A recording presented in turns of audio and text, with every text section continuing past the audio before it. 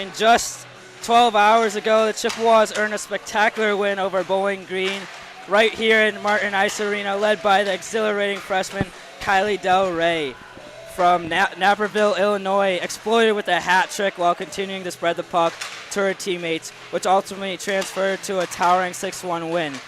This morning, the Chippewas plan to show the Falcons once again that they're the team to beat in the CCWHA Conference.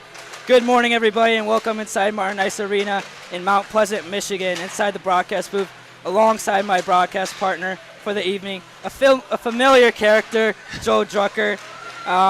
It's great to be back on, man. And I am Matt Ryder, and we are happy to have you along as the Central Michigan Chippewas and Bowling Green Falcons battle it out for the second game of the two-game series. Joel, last season the Chippewas split the series 1-1, winning the first game 6-0, then ending up losing the second game 3-0. The Chippewas are once again in similar position, opening up the series in dominant fashion. What do you think the Chippewas need to avoid previous mistakes and complete the sweep this morning? It was a late night for the Chippewas last night, that's for sure. And they better have rested well, because if they don't come prepared and they don't come ready to play, they might drop this one again. Because, like you said, they dropped the second game last season in a 3-0 loss to Bowling Green after winning. I think it was 4-1 last year. Yeah, 4-1, I think. Yeah. But yesterday it was the Kylie Del Rey show. She had the first 3 goals of the night, making it 3-0. 2 in the first period and 1 in the second, I believe. And then we had goals by Caitlin Williams, first one of the year. She's being very aggressive last night. She's the point guard of the team, right? She's really good at passing to her teammates, making sure teammates are getting opportunities to put the puck in the net. And Zoe Sadi, third goal of the year, 3-goal game streak. So hoping she can get a 4th goal here tonight to continue the streak. And Nixon with her first goal, with the final goal of last night's game. Great to see her getting on the action. Looking around the CCWHA, we have CMU at top of the leaderboard, 3-0 in the season. AGN 2-1 coming in second. So we're really showing the conference that we run this league. Joe, why don't you talk about Central Michigan and Bowling Green? Well, last night we saw a very defensive-heavy game up until about those first 2 goals came from Del Rey. Then the floodgates just opened for Central. I think they scored 5 unanswered goals before Bowling Green finally put up their first. And also they swept MSU at home as well as at MSU in their home backyard with and they had a dominant win 6-1 over Bowling Green last night. Bowling Green is 0-2 for the season with 0 points. Lost to Pittsburgh in the opening game 7-4. Losing to CMU last night at Martin Ice Arena. Looking for a breakout season. They only had 3 wins last year, just like CMU only had 4. So both programs going through a similar situation, trying to build the program to a high level and getting the program back on track. And this really goes to show you how great Coach Haney has been for this team. He's built this team basically from the ground up ever since coming here, and I am liking what I'm seeing from him so far, and he is definitely going to keep it up in the future to come. Yeah, Coach Haney was saying that Coach Mike for Bowling Green has a similar philosophy, trying to get the program back to its feet. Who are our scratches for the game, Joe? All right, well, we are missing Lauren Abraham today, and we are also missing Tegan Perry. Well, not technically missing, because Tegan Perry is our camera person today. She's right up there behind the camera. So very excited. Thank you to her for doing this. This really helps us out. Very excited for that. So keys to the game. So key number 1 would be keep the intensity. So it was a late game last night, ended around close to 9 o'clock. At least that's when the post game ended. So it's an early morning today, just before 10:30. Everyone's a little tired, but keep that intensity. Make sure we don't let our foot off the gas and don't get another loss like we did last season when we split the series. What's our second key to the game? The second key of the game is to stay composed. Yes, they had a very dominant win, but like we said before, last year they dropped the second game 3-0. So assuming they stay composed, they should not drop this game. They should be able to win this one. I think it's very winnable for them. I know they can do it, and it's all about execution. So if they can execute, they should be completely fine. Yeah. And the third key of the game would be the defense. Obviously, the defense has been great for the first 3 games, only giving up 3 goals in total for the season. Abraham is not in net tonight, but we have Bree. And Bree was fantastic in the MSU series in the first game. So I'm very confident that she's going to bring her A game today and put on a show. What can you say about Bree? Yeah. Being a goalie. Yep. Doesn't matter if you have Bree Schroer in net or Lauren Abraham in net. Either one, they're going to be really good. CMU has a great goaltending tandem, and I cannot wait to see what they do, what Bree does tonight. Okay, all right. Well, we'll be back coming to game time at 10:30, so we got a minute left on the clock.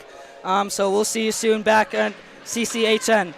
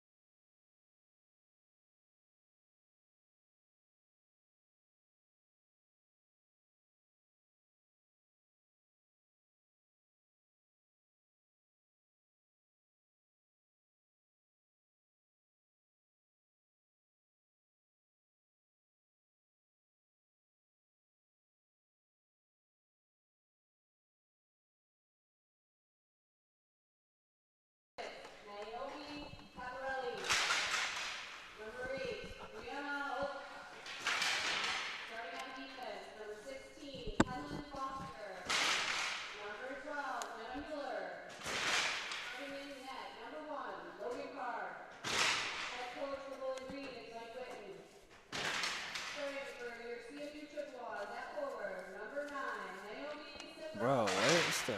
Number 77, Grace Ritano. Number 2, Ryan Wilson.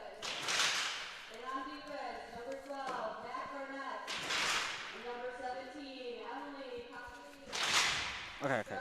Where's the... 25, Bree Schoner. And head coach is Chris Haney. Assistant coach, Brandon Villa. Today's officials are Robert Beckmeyer and Garrett Rupp. Bro, where's the...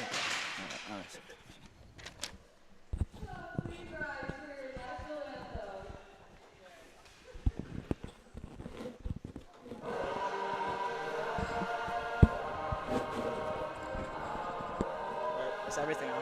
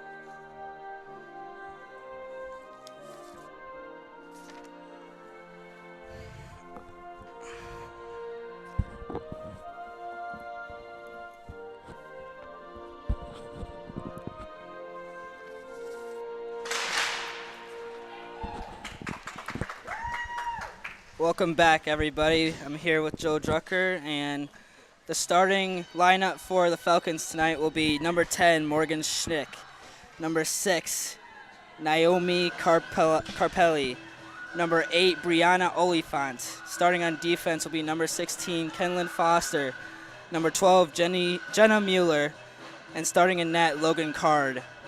For the Chippewas, it will be number 9, Noelle Simbro, number 77, Grace Liatino, number 2, Mariah Wilson. Starting on D, number 12, the captain, Mac Barnett, and the co-captain, number 17, Emily Kostilny. And starting in net will be Bree Shore tonight. Abraham seems to be out for tonight for some reason. I don't know the exact reason, but we're confident that Bree's going to put on a show tonight for what she did in the opener with MSU tonight. Like I said before, it doesn't matter if you have Lauren Abraham or Bree Shore, either goalie you have in net for CMU, they're going to be great. So I'm looking forward to seeing what she can do. And speaking of goalies too, Logan Card, despite having 6 goals put up against her, she played pretty well from what I was able to see last night. Oh yeah. She really kept her team in it, because if she wasn't there, I think Bowling Green would have lost by twice as much as they did before. I agree. CMU right to left, Bowling Green left to right here. Number 10, Morgan, hitting the puck in the corner. That was number 6 with the shot to Bree. Bree with the stop. Yep. Carpelli. The first save is always the hardest to make in a game, so if you can make that first save, it'll be easier to make the second, then the third, and it just gets easier and easier from there. Yeah, it builds the confidence. Yep. Setting the tone. 19 seconds into this one. Here's Palmer, the captain, kicking it out. Carpelli handling it. Something I'm noticing right now is the face-offs are probably going to be pretty important. I know, at least from my time playing with my team here at Central, face-offs, they can really impact a game, especially when you start winning multiple in a row. Palmer to the corner. Del Rey will handle the puck here, kicking it out, getting a start for the offense. Saudi getting a touch. Shot just high and wide. From Nixon. Del Rey controlling the offense here. Passing it to Nixon. The Chippewas are looking to get some good extended zone time, but I guess not this time because it just came right back out to the neutral zone. Here's the captain, Palmer, all the way to Saudi. Saudi taking a shot off the shoulder of the goalie. Logan Card. Card just made her first 2 saves of the night, and those were pretty good saves. I mean, they left 2 Chippewas wide open in front of her. Huber getting a touch. Here's the captain, Mac Barnett, kicking it out to the corner. Yeah. Teams always will dump it in, so that way they can get a chance to change. So when a player dumps it into the zone, usually at least three people will go off the ice to get a change, get fresh legs out. Mac Barnett tapping it to the boards here. Caitlin Williams fighting it off with number 4, Wayneck. Speaking of Caitlin Williams, I believe she was Derek's Light the Lamp pick for tonight's game, if I'm not mistaken. Is that right, Matt? It is. Yeah, that's correct. It's a great pick because Caitlin Williams is very fun to watch. She can make any pass on the ice. She's the point guard of the team. I'm gonna keep saying that, just controlling that puck. Even though it messes with Reagan's head a lot. Yeah, I know. I don't get it. I really don't get it. Like, you can use basketball terms in hockey, I feel like. Uh-oh, here's turnover. number 6, Carpelli. Great defensive play by Kostilny there to steal the puck from the Bowling Green Falcons, and now it's coming the other way.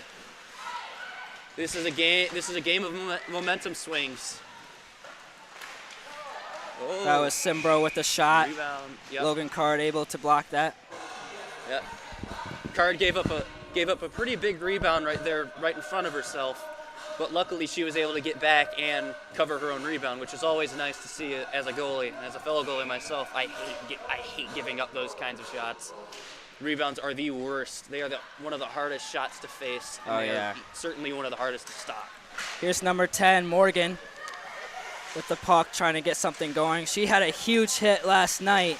We thought she was out for the game, but she came back firing at all cylinders, trying to get a goal early on after the injury. Good to see her out here healthy. That's a shot by number 6, Miami. So far, it's been a defensive showdown right now. Not each team really making the other work for their shots. Here comes Morgan down the ice, kicking it to the corner. And again, another dump in, and it gave Bowling Green a chance to get two new defensemen out there. Bowling Green seems to be getting the puck moving a lot. It's going back and forth, but they seem to have a good handle of what they want to do, slow down the offense, try to get good, effective shots here. Here's Del Rey coming down the ice. Her teammate, Nixon, thought she had an opportunity there. Del Rey, the hat trick recipient of the hat trick last night, scored 3 goals within the first 32 minutes of the game. It's very impressive. That's about a goal every 10 minutes. Here comes Bowling Green with a breakaway here. Number 2, Marshall, Devin Marshall. Going against 2, what a shot. Oh, that's off the post. That's usually very lucky as a goalie. That you love to hear that sound. As a player, not so much. I also play lacrosse, and I'm a midfielder, so whenever I hear that and I'm playing lacrosse, I don't like it. But as a hockey goalie, I love that sound. I'm very conflicted about the sound of the post. I'll leave it at that.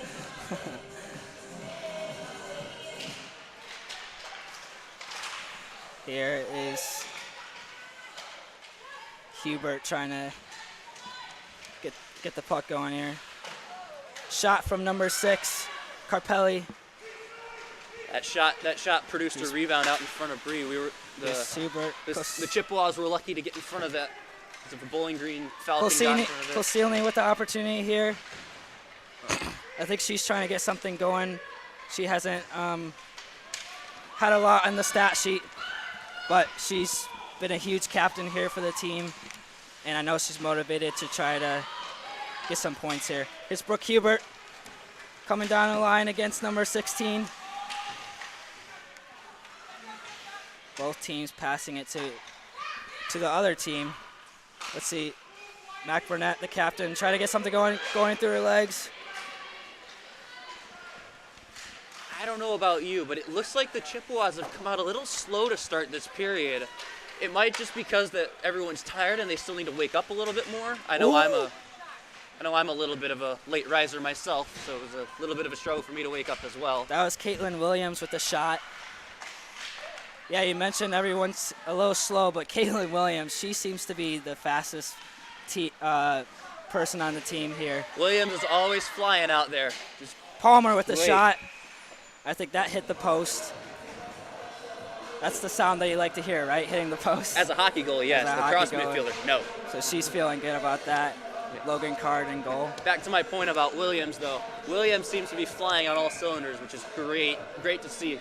Because it's that mentality of go hard as long as you're out there that allowed Williams to get her goal last night, as well as be a driving force in the Spartan in the wins against MSU. That was Koscielny with a shot, blocked by Card, the goalie. Noel Simbo tried to get a shot there, blocked by BG. Here comes number 9, Kate McCullough. It doesn't look like either team is getting any sort of extended zone time. The only real extended zone time I've seen from either team was about 2 minutes ago when the Chippewas were in the Bowling Green zone. Here comes number 4.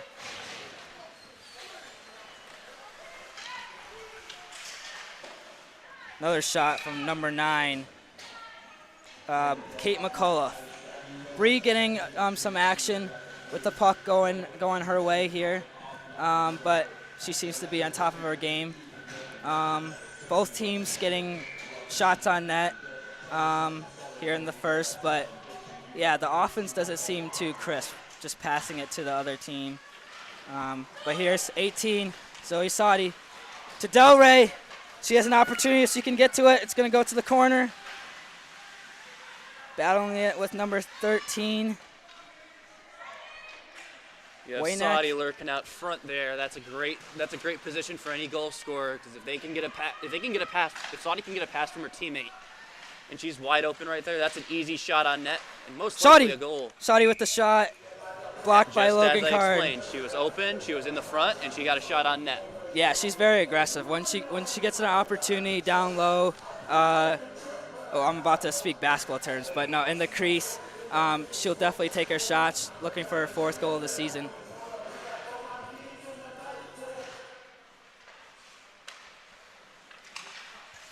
Here's Wojtas to Mac. Mac with the shot. Bouncing up and in.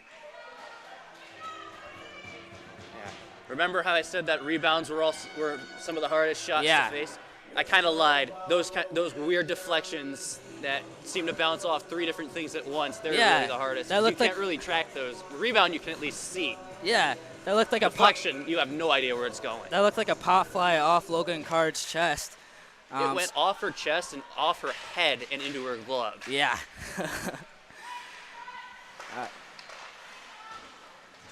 Battling in the corner, number 9 for BG. Mac Burnett chasing that down. No, that is Del Rey. Zoe Sadi in the corner, trying to control the puck here.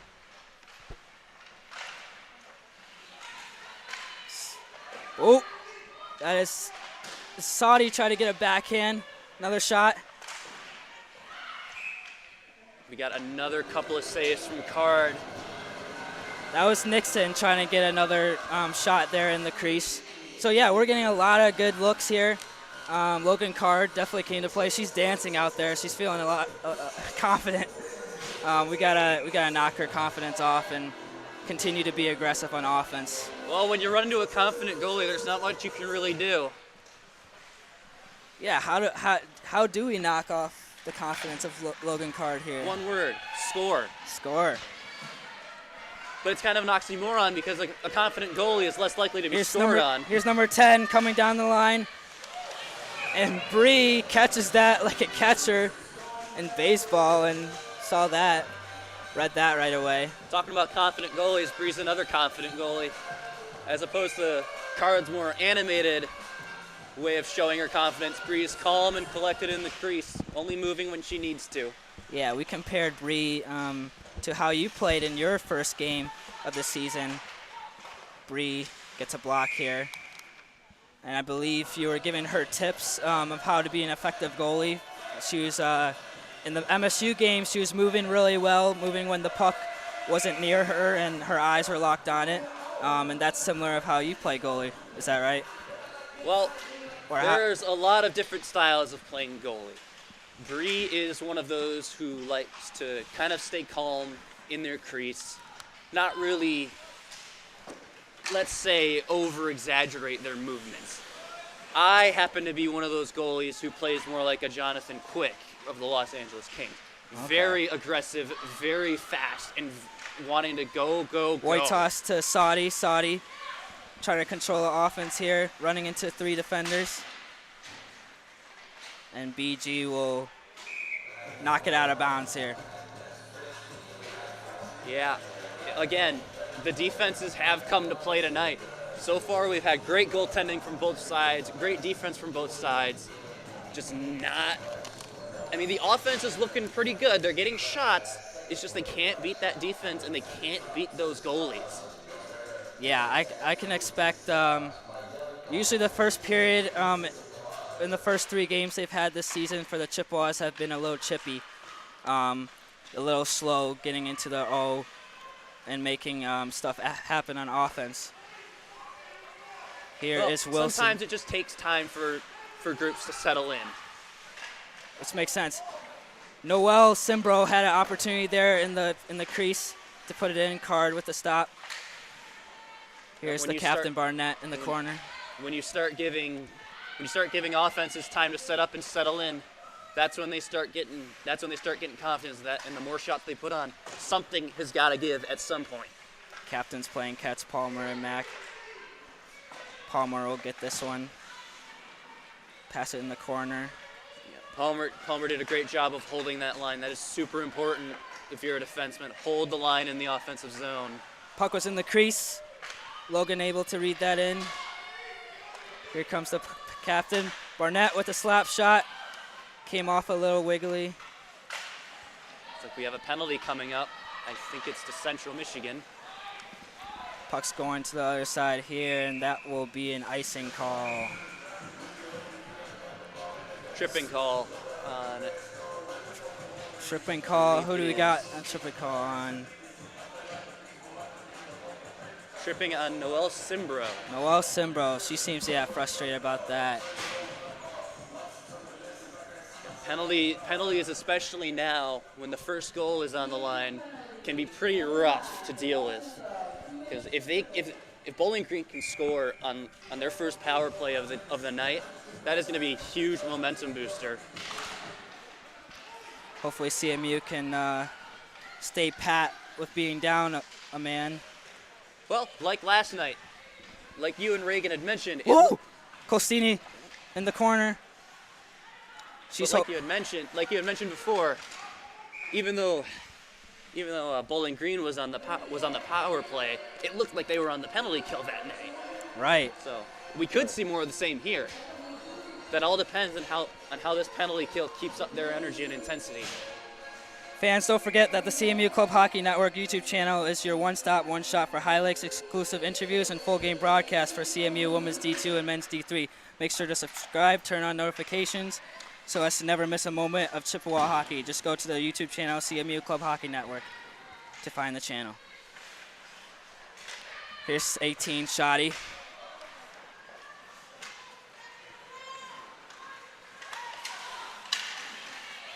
Number 10 will control it, passing to her teammate, number 2, Marshall. Wojtas will kick it out all the way to when you're in the D zone and you're on the penalty kill. That is the easiest way to burn off any penalty time that may be on the clock at the moment. Here's number 8, Brenna Oliphant, passing it to number 2, Marshall. Bree, way to look that in. Shore was right on top of that one. She saw that one coming from a mile away. She saw the pass well in advance. She anticipated it, and she got into position and made a great save, especially with 2 Bowling Green Falcons right on top of her. Bowling Green trying to take advantage of this penalty with 45 seconds left. CMU trying to hold its ground on defense here. Nixon kicks it all the way down. Here's number 8, Williams. Williams had a breakaway opportunity there. What did you see going down the ice there? Well, the puck was trickling down the ice, and Williams had that chance there, but Card beat her to the puck and pounced on it before Williams could even get to it. Yes. Which is something I also tend to do. And sometimes that will result in a player learning how to fly, so to speak. Seemed like that puck was just ahead of her as she was going for that breakaway. Here is 61, Nixon. So we're getting a lot of shots here in the first period for the Chippewas. Logan Card able to stare those down, and you can see that Bowling Green has a short bench here as they implement new players onto the ice. Yeah, the key to dealing with a short bench is to take short shifts. You want to give the people who just got off the ice as much time to rest as you possibly can. So that way when the next shift comes, they're ready to go and ready to fire on all cylinders. Oliphant trying to lead that breakaway. BG trying to implement their offense here. Puck goes to the other side. No icing call. Central Michigan is back at full strength as well. 5-on-5 here. Here comes Leotino. Logan Carr kicking it out.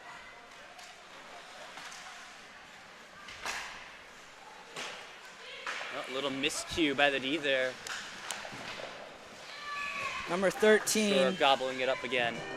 Number 13, Waynack, controlled the puck, had the opportunity to try to put that puck in the goal, but Bree watched that in. Yeah, the story of the first period has got to be the defense and the goalies. They are both defenses and both goalies are playing outstanding right now.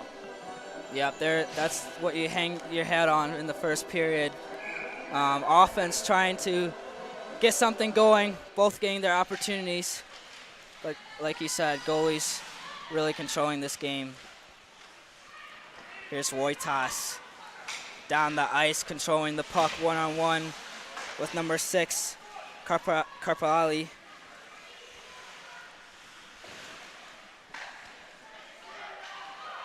There's Youngker kicking it out. Kostilny coming down, kicking it to the corner. Kostilny's coming out with a lot of energy. She's really being really fast. I think she's trying to implement and try to put her 2 cents in the game. I think everyone's starting to wake up now. They had a little bit of a slow start in the first 10 minutes, but now it looks like everyone's waking up. Kostilny, great passing to Bree Mummerluck. Here comes Karpelli, number 6, leading the charge on the puck here in the offense. Leotino trying to get a stop here, or Nixon. Kostilny getting a lot of touches on that puck to start off the game. This has been a long Kicking it play without a to whistle. 61.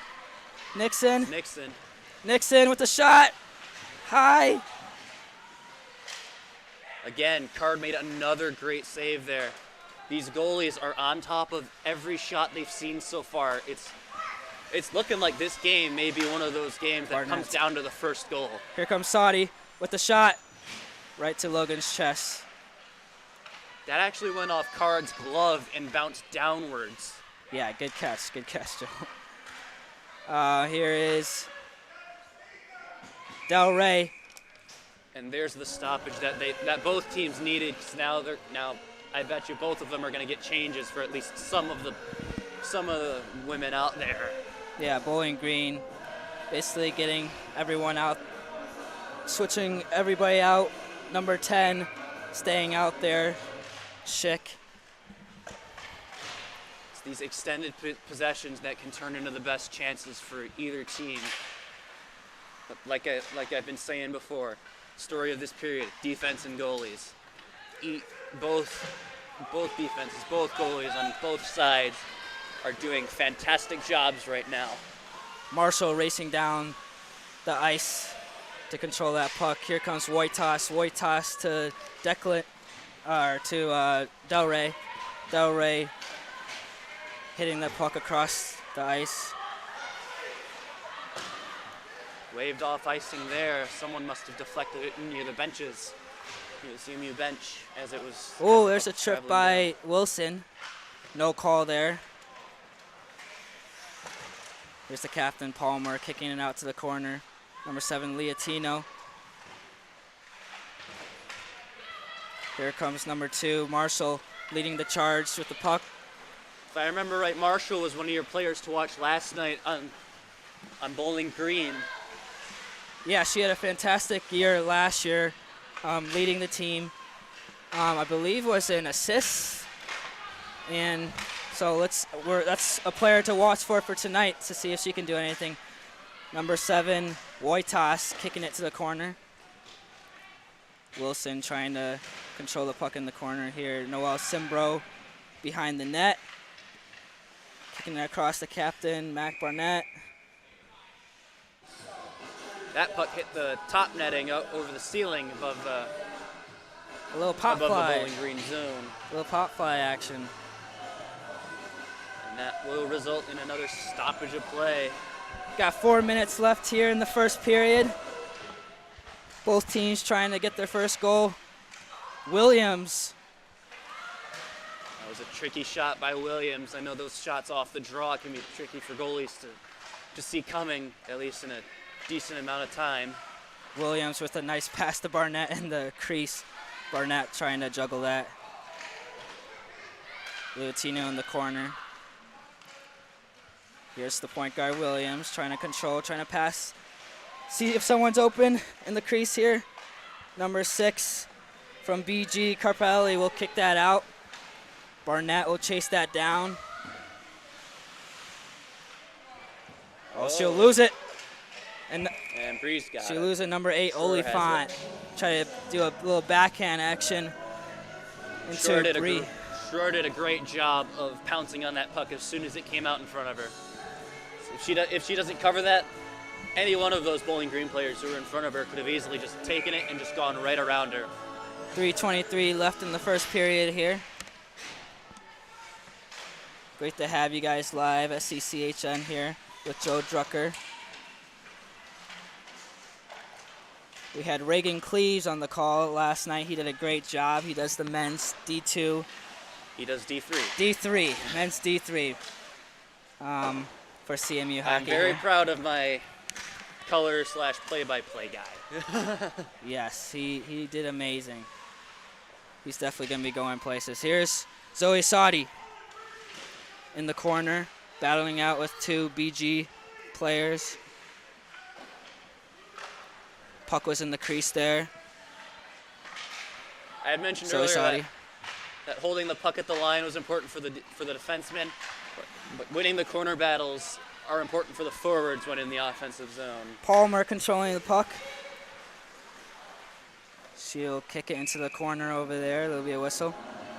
There'll be icing again. Icing. Now, I believe I mentioned this at the MSU game, but the team that ices the puck cannot change after they ice it. So if, let's say, Central sends it all the way down into Bowling Green's end and ices it, they won't be able to get a change and get fresh legs out there. Okay. That's a great breakdown of what we can see here in the coming periods. Here's the captain, Palmer to Sadi. Sadi to Delray. Delray a one-on-one action, trying to get something going. And she trips at the last second. There was no call there. Here's number 6, Carpelli. Passing it to number 9. Number 9 going against 3 CMU players. Wilson to Delray. Delray with a nice pass, just past number 61, Nixon, as Nixon goes out. Notice how when Central Michigan changes, they never send off all five guys at once. That if they do that, that is a recipe for disaster because one of the wingers, maybe the center, or even one of the defensemen from Bowling Green can just scoot right on up to the opposite blue line and get an easy breakaway on Sherrard. 1:25 left here in the first period. Kostilny kicking the puck down the ice here, all the way to 16 for BG Foster. Wilson trying to get a shot blocked by number 6 here.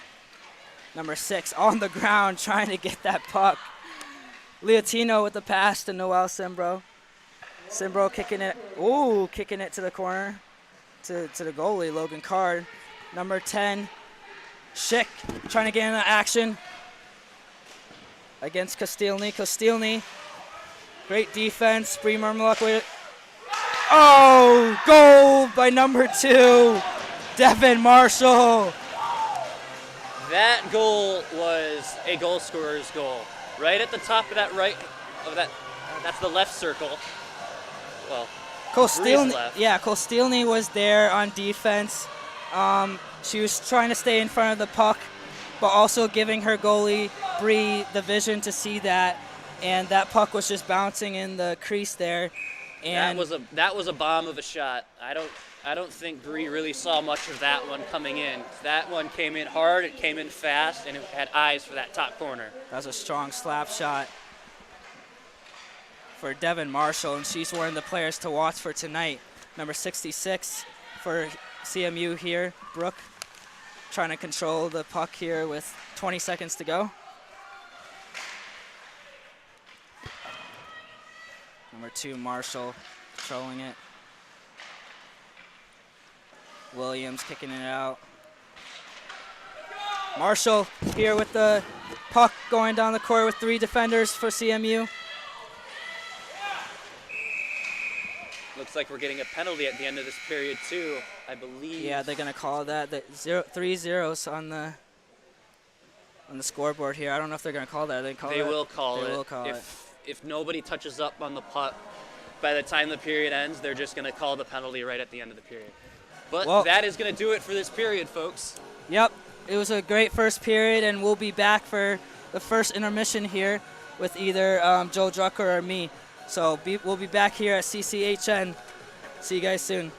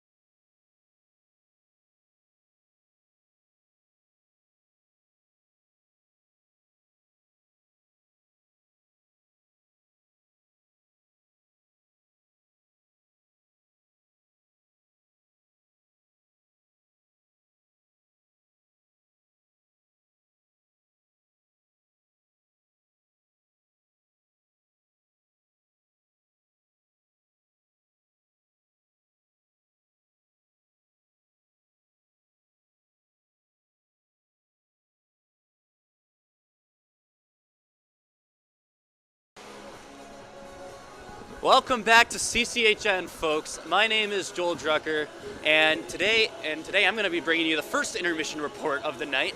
So, what we have here so far.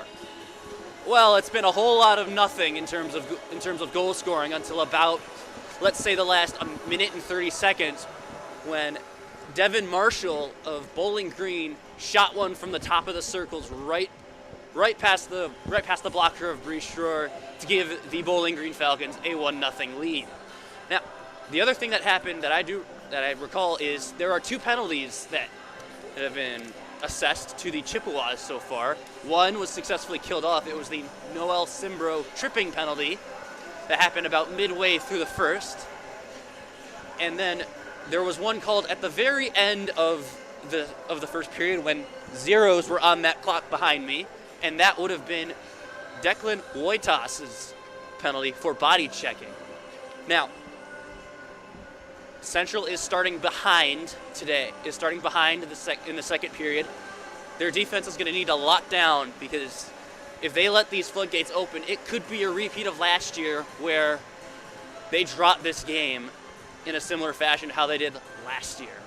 But other than that, I saw a lot of offensive dominance in the Bowling Green zone by Central, putting a lot of shots on Logan Card, but Card has stood tall and stopped every single shot she's faced so far. Bree Schroer, despite giving up that 1 goal, has also had a similar amount of shots, and she also has been doing outstanding so far. So the goalies, despite the difference in score, have both been playing great. Defenses have also been great, aside from the 1 gaffe on the goal by Marshall, where someone left her wide open right in front of the net. Now, taking a look around the ACHA, I'm a hockey player, so I call it the ACHA, but the ACHA Women's Division II scoreboard is, well, Merrimack College is playing Providence University today, and Sioux College is playing Northern Michigan today. Now, on your Chippewa side of things, we have field hockey at Ohio, in Athens, Ohio. They lost by a score of 2-0.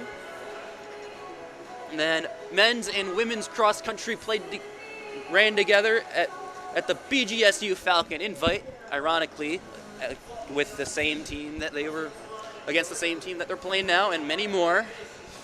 And volleyball was at Bowling Green as well. So a lot of Bowling Green and Central action over the weekend. That should do it for this intermission report. It's been great. It's been great being on so far, and I will see you and I will be on the call for the second and third. So long, folks.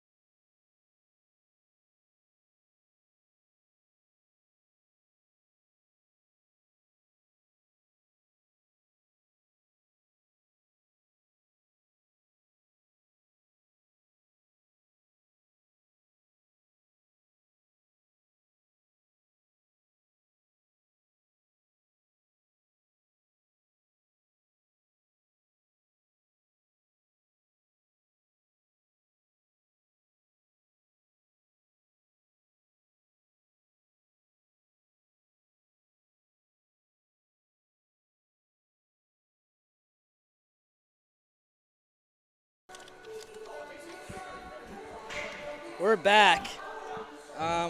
Playing the Foster the Kids. What is it? All-time kicks or something? Pumped Up Kicks. Pumped Up Foster. Kicks. It's a great tune, but I think if you listen to the lyrics, it's pretty bad. But enough about music, Matt. Anyways, I think we have a hockey game to get back to. Anyways, the Chippewas are coming into the ice right now, skating around the goal with Brooke leading with Brooke Hubert. Trying to get loose here. Like you said, I think they're trying to wake up from a slow start. It's a 10:30 game time, so hopefully they're trying to wake up and see what they can implement here in the second period. Right. Just as I had mentioned in the intermission report, both defenses, both goalies were solid. And then finally, within the last 2 minutes, Bowling Green broke through with Devin Marshall's goal coming from the top of the circle on an absolute bomb of a shot that Shore hardly saw. So yeah, Central's got to climb out of a hole, but with the talent they have on their roster, they should be able to do that no problem. Yeah, it was unfortunate that for CMU that BG was able to notch a slap shot with 40 seconds to go, heading into the first intermission here, and you could see number 2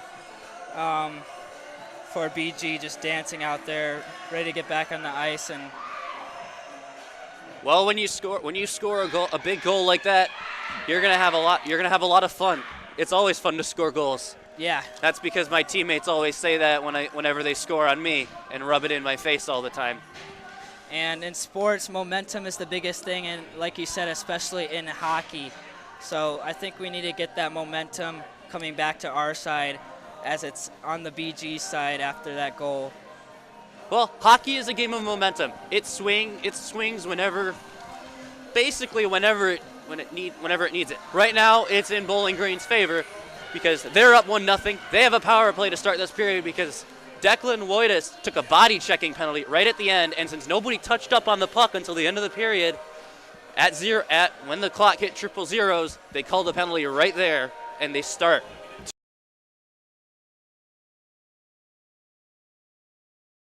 That was a great opportunity there for Bowling Green and notch one. A great pass from behind the goalie. And Shore finally covers up. Well, that was my audition for play-by-play. How'd I do, Matt? You did. You were really good at doing play-by-play. Folks, we were having technical difficulties for the time being, but Joel did a great job filling in play-by-play, being very critiqued with all the plays that was going on. But we're back here. SCCHN and Barnett with the puck going through everybody. Had a shot. Card had another good save there. These goalies have been on fire. Even though Shore gave up the one goal, everything else she's seen just fine. As well as Card too. Card obviously not giving up anything up to this point so far. You can obviously say that is a very good game for her indeed. Caitlin Williams really making her presence known here. And like we saw a couple minutes ago, she had a breakaway opportunity but ran into 3 defenders. You've been seeing that all season by her. That's her speed's the main reason why, and her stick skills of why she's able to get up front in the breakaways and make something happen. But she's always seems to be going into a triple team with MSU and here with Bowling Green. Yeah, Williams may not get on the score sheet very often, at least up to this point in the season, but she can make her presence known by, like you said, being the point guard of that offense. I equate it more to a quarterback. There you go. We're using different sport But either way, she's a leader on this offense, and she usually starts every play that she's involved in. There's a push by Del Rey with their own teammate, pushing Hubert. I'm sure it was a friendly push. Puck is in the crease here. Lead pass for Del Rey. Hubert to Del Rey. Del Rey with the 1-1 action. Score! Oh! The shot was right into the glove of Card. That was a great save by Card, and that is a big save by Card. Breakaway saves are some huge momentum boosters, and this game is all about momentum. And It seems to be, even though the Chips are putting tons and tons of shots on Card, everything just seems to be going Card's way, and everything seems to be going Bowling Green's way so far.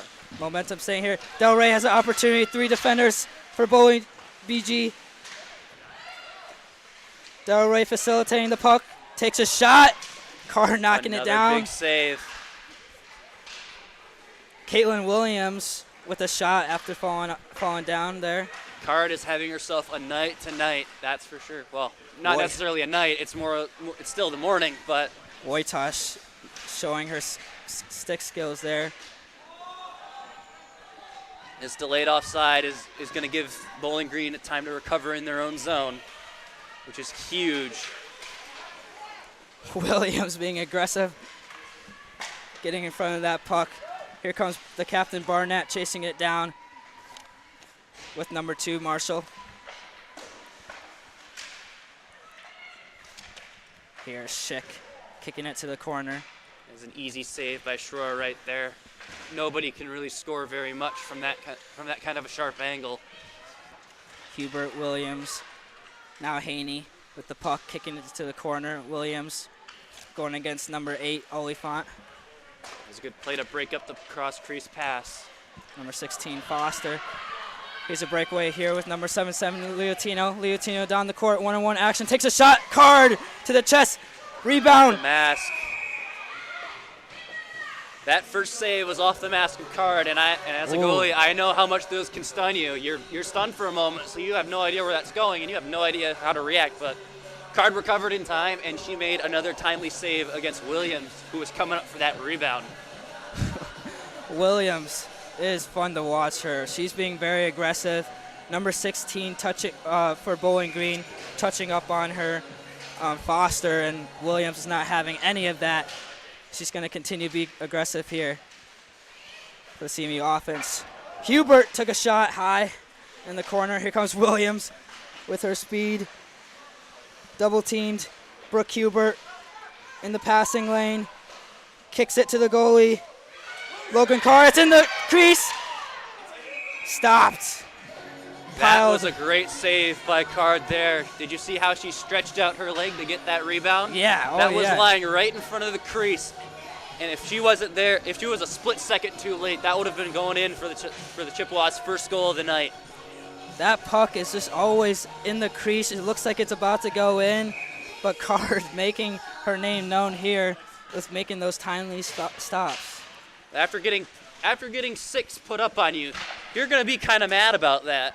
So you're going to come ready to prove yourself. Shot by Kostilny, wide. Nixon taking a fall there. Both teams battling on the boards. Now the momentum seems to be swinging towards Central Michigan's favor because they're getting more and more chances, and Bowling Green seems to be slowing down, making costly mistakes like that turnover right there in front. That was very dangerous. That was a great pass by Nixon. Oh my! Look at that save by Puck is in the crease. Card. Backhand by Del Rey, kicking it out to Wojtas. Wojtas with a shot, knocking the stick out of number 20, Junker. There's a pop fly here. Palmer chasing it with number 8, Oliphant, on the boards here. Palmer trying to kick it out. Here's Nixon. Nixon with Oliphant. Oliphant with Palmer. That play was broken up in the middle. Wojtas able to control the puck. Going against Oliphant. Wojtas doing her thing, hitting that puck across the board to try to get some leverage. Here comes Leotino coming in. Shot from a CMU player. Don't know who shot that. That was Leotino. I think. Who tried to bury that rebound on Card. But man, Card is having herself a period today. I mean, You saw all those saves she made, and she probably made like 4 or 5 saves in a span of about 10 seconds. Oh, yeah. 5 seconds. She's really making her name known here tonight. This is a huge face-off, and Central wins it. Leotino kicks it out to Haney. Haney with the wide shot. Leotino on defense. Here's number 2 for Bowling Marshall Green, again. Marshall. Marshall going into the corner here. Had an opportunity. Stuff it past Schroer. Here's number 11, or here's the captain, Barnett. Going down, Simbro giving it to Simbro. Simbro having the opportunity here. Blocked by number 16, Foster. Here's Wilson. Wilson gets that puck. Huge slap shot by Kostilny. There's Marshall. Central may be getting a lot of offensive zone time, but when you run into a hot goalie, you are going to struggle to score. Kostilny trying to control the offense here with the puck. 2 defenders coming at her. She's shifting around the corner. Number 9 falls for Bowling Green. Kostilny going up. She gets tripped. No call. No tripping call from Kostilny. There's a pass to Mermeluk. Number 16 will go after it with Williams. Hubert to Williams. Williams with the opportunity. High. Shots High and high. wide. Those short side shots from the circle are hard to put in. If you're gonna shoot from the circle, go far side. You have more net to shoot at. Hubert to Williams. Williams with another shot. Logan bobbled it, but still able to keep it in front of her. Things are getting chippy in front of Card. Central's putting a lot of shots on Card, and Bowling Green is not happy about them attacking the net so fiercely, even with Card holding the puck. All right, boys and girls, the broadcast of today's game is a copyrighted presentation of the American Collegiate Hockey Association, MAC TV, and the CMU Club Hockey Network. No reproduction, retransmission, or other distribution of the descriptions or accounts of this game may take place without the express written consent of the ACHA, CCHN, and MAC TV. 6:50 to go here in the second period. Wojtas taking a shot. Number 6 for Bowling Green taking the lead with the puck here. Carpelli kicking it to the corner. Hubert battling it for it. Number 13 had an opportunity there for Bowling Green, just missed it. Here's Caitlin Williams with a nice pass to Leotino. Leotino with the one-on-one action, unable to convert. There goes Schroer for the extra attacker. Penalty called. It's going to be a high stick. Palmer had a shot opportunity there. So, yeah, what was Bree doing when that puck was on the other end So here? when you have a penalty called for your team, so let's say, who got that penalty first? Let's figure out the penalty. Yeah. That was Muller. So when Muller high-sticked the Central Michigan player, that's the penalty. Ref puts his arm up. Your goalie can skate right to your bench, get off, and get an extra skater, because if Bowling Green touches that puck, it's what we call a delayed penalty. So the second Bowling Green touches that puck, the play is whistled dead, and the penalty is assessed. So you literally have no risk. Here's Caitlin Williams with her spectacular stick skills. Leotino trying to make something happen here. Woo! Shot by Leotino. That was unlucky. It was another post. Card is It went off the bar, back down, right behind Card, and Card fell back on the puck. And as everyone crashed to the net came off its moorings. Thus, we don't have a goal. Yeah, that puck was in the middle, and Leotino, you could tell she was hesitating to take that shot. And once she took it, Card just took a shot and was laying out on her back. I don't know if she was hurt or she just got pushed. She knew the puck was behind them. Sometimes as a goalie, you know where that puck is, even if you can't see it. She heard it hit the post. That means, oh no, it's behind me. And at that point, you just fall on your back and hope that your back covers it and you don't knock it into your own net. Here comes Nixon going super fast down the ice here. Able to get a shot opportunity, bouncing off the goalie card. Wojtas to Palmer. Palmer to Nixon. Nixon controlling it, kicking out to Saudi. Central Michigan's Back to power Saudi. play is dominating play right now. Wojtas with the shot. Blocked. And on the shot there. Now it's sent all the way down to Schroer. Sure.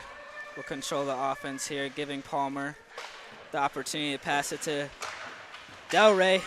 But Del Rey loses it. Number 13. It's careless passes like that can lead to some real trouble, as it just led to another shot on net for Bree that she probably didn't need to face. Here comes Nixon down the line. Whistled offsides. Offsides. Yep. Well, CMU has some exciting moments here in the second period. Able to attack on the offensive end, but Logan Card, we're trying to knock her confidence off.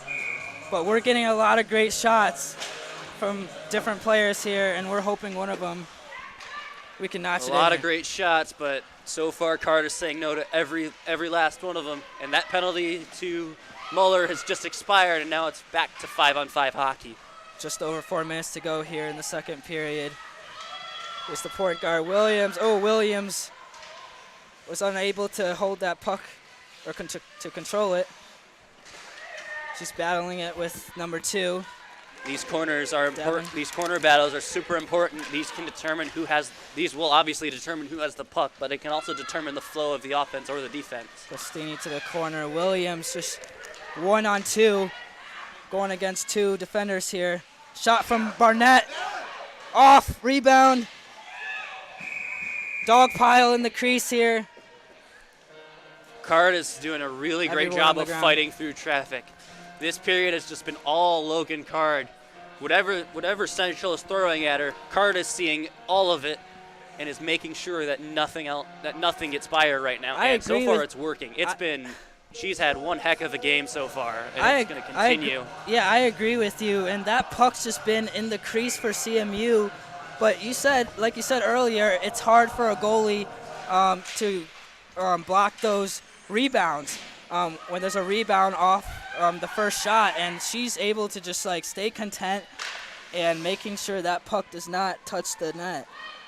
Yep, rebounds are some of the worst shots to give up because, well, someone is probably waiting for it, and you're hoping that it's going to be your own team. But if it's not, you're in trouble because you got to react with sometimes not even half a second. Schick number. Oh, there's a tripping by number 4 to our point guard, Caitlin Williams. But was there a call on that? Nope, there was no call on that. There was no call. I don't know about you, Joel, but I feel like there's been a couple calls here going against going against CMU. They're not being called for us. I mean, you never know what you're going to get with depending on the crew of refs you have. I know Reagan is probably rolling in his bed right now. not in his bed, but he's probably going a little nuts right now. All right, here we go. 2.5 minutes to go here in the second period. CMU having these opportunities, trying to notch a goal here. But here's number 8 for Bowling Green, Oliphant, controlling the offense, kicking it to the corner. Here's Nixon passing it out. Number 13, here's Haney. Passing to Saudi. Now it's going to BG. Central is getting a little careless with the puck right now. That's not what you need in a situation like this. If you're down, you need to be more careful. You can't rush things. You still have 20 minutes left after these last 2 minutes of this second period. Yeah, you these last 2 minutes will be huge. You can still take your time. Here's Nixon coming down the line. Del Rey has her back. It's Card says no again.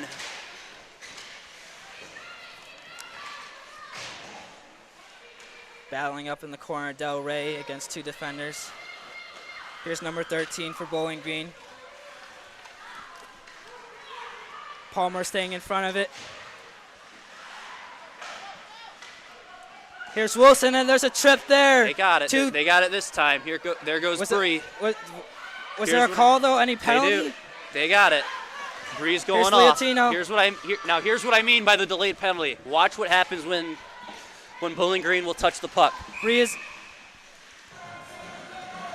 See what I mean? They immediately blow the play dead, which is why they have Bree come off the ice, because there's no risk. Right, but... Bowling Green can't touch the puck, so get the goalie off, put the extra skater on, you have a 6-on-5. So there was a penalty called on Bowling Green? Yes, that's why Bree went off. Okay. If there was a penalty called on Central, then Card would have went off. But Schroer went off because the penalty was for us and against Bowling Green.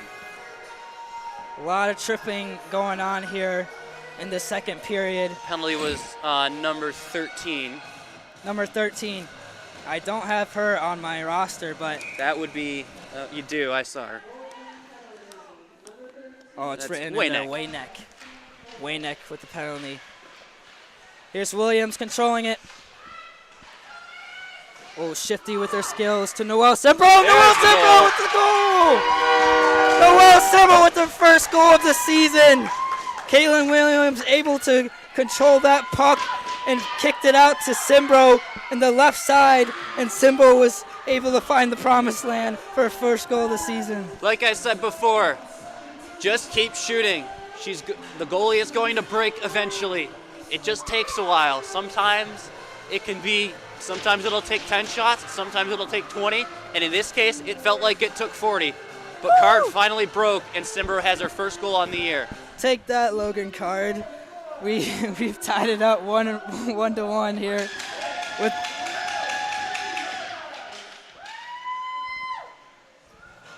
great shout out for the CMU. I think they're congratulating. Who are they congratulating? Noelle Sembro for that? Yeah, Noelle Sembro for her first goal of the season. And now that they've scored, notice how there's no penalty. There's no more penalty. So the penalty offsets. So once a goal is scored, if the 2 minutes haven't expired, the penalty is done. And it looks like Bowling Green is taking a little bit of a timeout right now. Oh, that was a great to get a goal here at the end of the second period. Right, that is a huge goal. It's a backbreaker. Huge. This is one of those goals that we like to call backbreakers, where they come late in the period, and that kills any momentum that they have. Now it looks like Central's finally putting stuff through, and they're finally looking like they're going to be able to get something going. They just have to keep this up for the rest of the game. Just because one goal has been scored on Card doesn't mean she hasn't played a good game. It doesn't mean she's still going to play. It doesn't mean she's not going to play a good game anymore. She still will play as best as she can, and she'll still play well. It's the same thing with Bree. Just because she gave up the one goal doesn't mean she's gonna crumble. These goalies are good. They are great. They are playing great today. This might come down to the last 2 minutes of the game and getting that maybe a 2-1 victory for whoever scores that last goal. Well, both teams do like to score in the last minute or less in these first two periods. So if that's so, it's going to be a great, exciting third period coming to the last couple minutes here. And this is a long timeout from Bowling Green. CMU able to take advantage of to talk things over.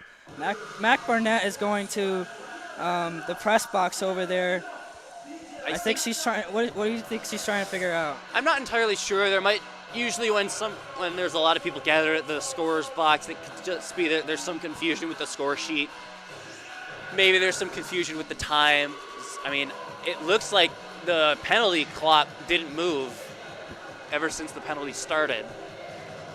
Maybe they're just confused on how to get rid of it or something. But sometimes it could just be some sort of technical issue. Yeah, Mac Burnett. Or it could be something with the score sheet where they're trying to figure out who scored the goal. Mac Burnett is the team captain for the Chippewas. She's the main teammate that's gonna get the information so she can give it to her teammates. Looks like everyone's getting ready to go back into action right now. Bowling Green coming onto the ice. Coach Haney giving his final thoughts of what he wants to implement in the last minute here in the second period. We have Kostilny. Oh, look at this. It looks like it's a no goal. Oh, that's why. It looks like it. I don't know Barnett for was- sure. That's why I think that's why. So they might take it off. But what's I haven't updated the scoreboard. Yeah, they did take it off. They It is did no take goal. it off. I think it could have been. Too many players in the Maybe. crease. I don't know why it was taken off, but either way, this is still their chance to. This is still Central's chance. Simbro with another great shot opportunity. Kostilny. Simbro had a great shot opportunity on the right side there, blocked by Cart. Kostilny with the rebound, took her opportunity. She smiles at that. She thought she had that. As I was saying before, just because this was called a no goal, doesn't mean this is over. Central still has the power play. Like I said before, they get off. The goal is scored. They get off the power. They don't have the power play anymore, but they still have it now since there was no goal. So Yeah, they might be able to put another one in, because they're going to go into the third period with the same man advantage that they have now, since the penalty was taken with less than 2 minutes left in the game. Caitlin Williams with a nasty pass to her teammate.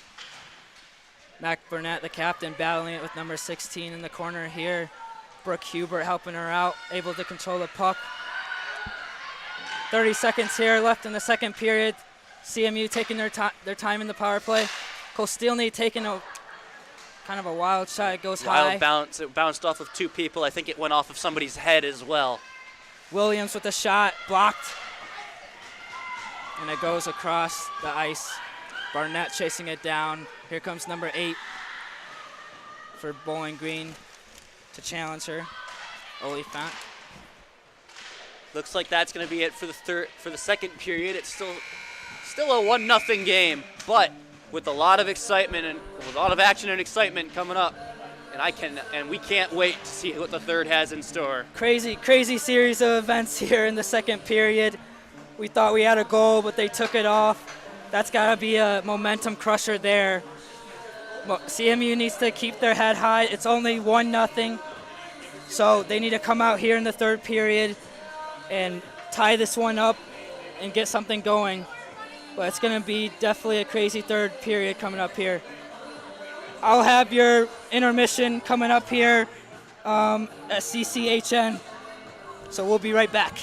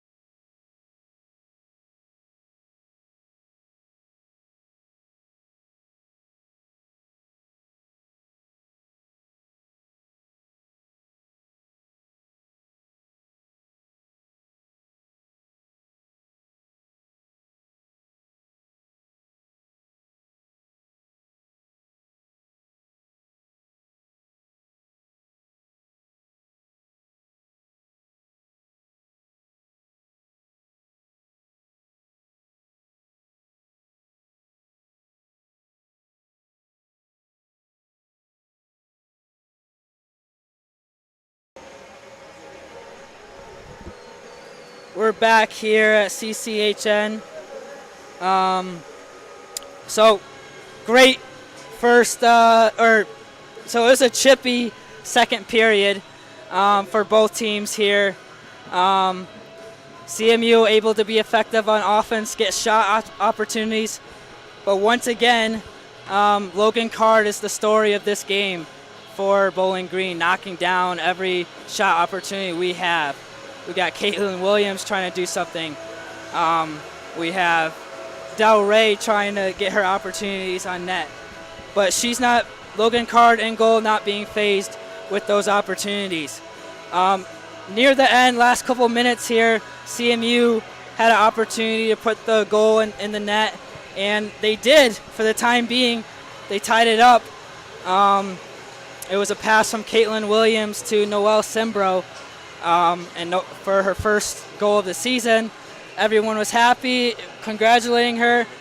And then there was a timeout, a very long timeout, and they were talking, and apparently they took the goal out because there was a time menu function on the scoreboard.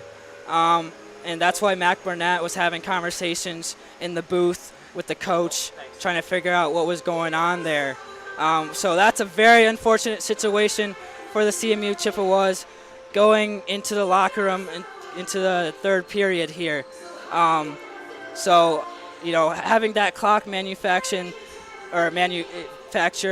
being messed up is a big hit for the Chippewas. I think that they should still count that goal, but they're going to have to go into this third period coming attacking and trying to get an early goal to tie this game up. But looks like both defenses are doing really well, and that's what they're going to hang their hat on tonight. And so it might just come down to the last couple of minutes to see who can break this one open. And if the Chippewas can't get a goal here coming into this third period, Bowling Green's going to hold strong and take this W. For college hockey or college NFL around the league, we have the Panthers versus the Sabres today at 1 p.m. Canucks versus the Flyers at 4 p.m. Wings at the Devils at 7 p.m. Senators at Maple Leafs 7 p.m. Coyotes Bruins 7 p.m. Canadiens Capitals 7 p.m. Lightning Penguins 7 p.m. Ducks Islanders 7:30. Jackets and Blues at 8 p.m. Kings at Wild 8 p.m. Predators Stars 8 p.m. Golden Knights Kraken 10 p.m. Blackhawks Sharks 10 p.m. And to tap it off, Flames and Oilers at 10 p.m. tonight. So going to this third quarter, we're going to wrap it up. Both teams are ready to come out, and we're going to be right here at CCHN for the third period. So catch us in a little bit. See you guys soon.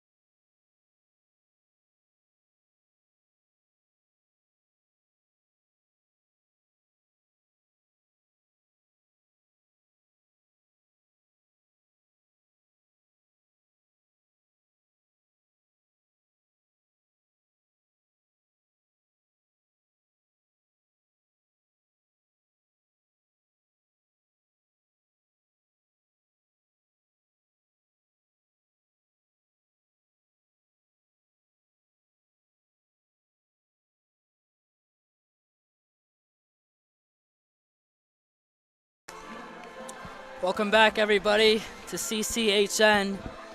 We have the Bowling Green Falcons on the ice with Coach Mike going over a game plan to see how they're going to notch this win here. And on the other side, we have Coach Haney, an assistant coach, talking to these refs, going over, just talking about what happened coming to that last minute in the second period.